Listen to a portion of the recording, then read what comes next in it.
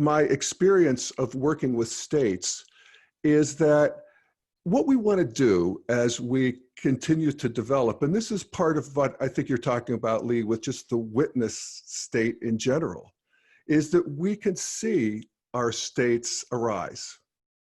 So I can watch myself be angry instead of just be angry. I can watch myself relax. I can watch myself be proud, tense, whatever it might be. And I can see it instead of be it.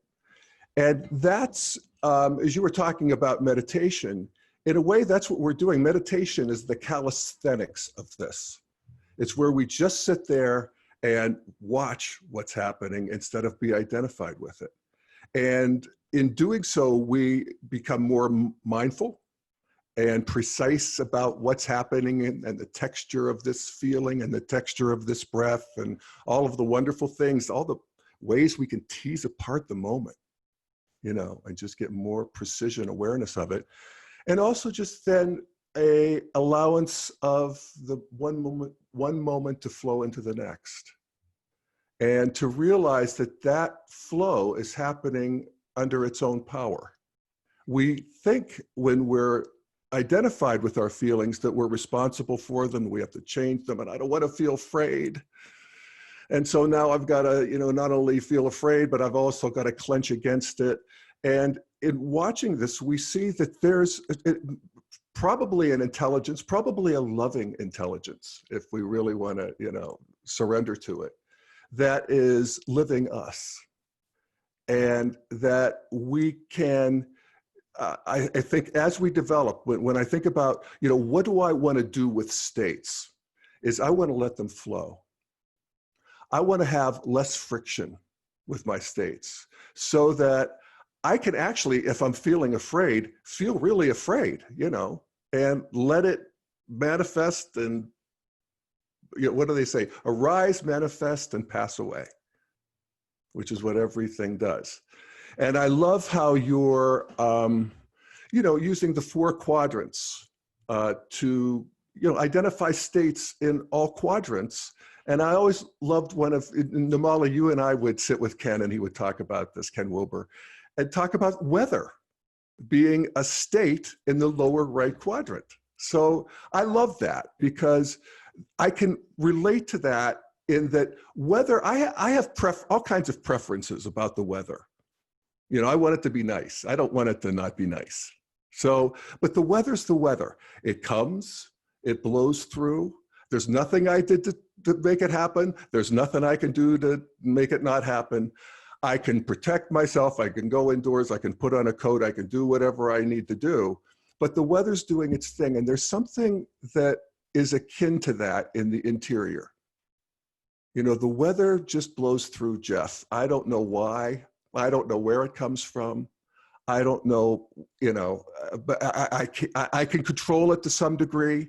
I can certainly put on a coat. I can work with it. But there is just a movement of states that's happening again under its own power. And that's been liberating for me. So I like that. And then the other thing that just is enormously helpful to me, and thank you, Ken Wilber, again, for this insight. It's one of the keys of integral theory, is that states and stages are independent.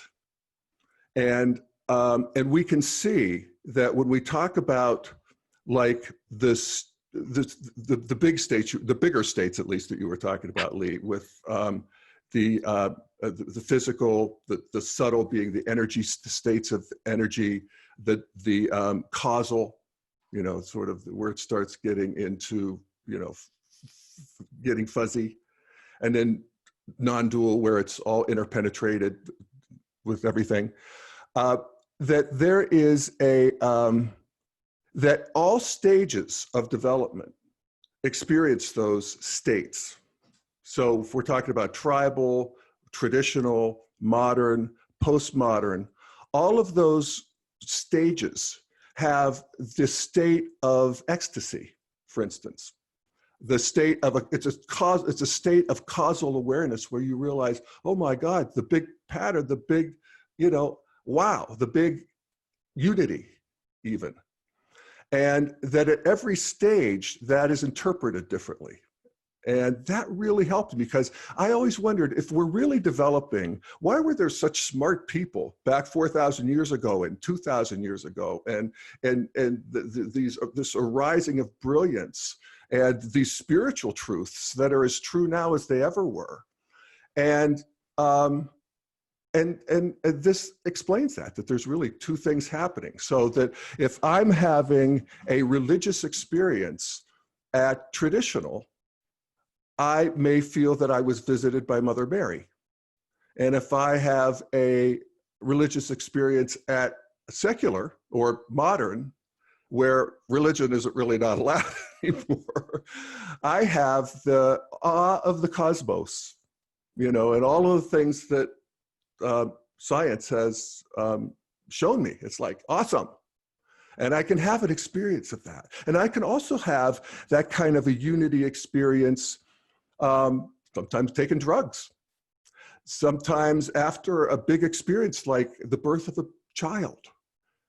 It's just like, whoa. I remember my friend said when she had her baby that when she drove home from the hospital, it was like the whole world was stage lit. And that the dirt on her windshield was as precious as the baby in her arms. I remember her saying that. That was like, whoa. So we could have that. And then, so at every stage, we could have these state experiences that really, that's just the, it's what you get. It's pre-installed. By being human, you get to have all these states from the beginning. But then at each stage, we have a more sophisticated understanding and we have a different experience of them. And that helped me so much in understanding just enlightenment, spiritual teachers, the history of all of it. It really helped things fall into place.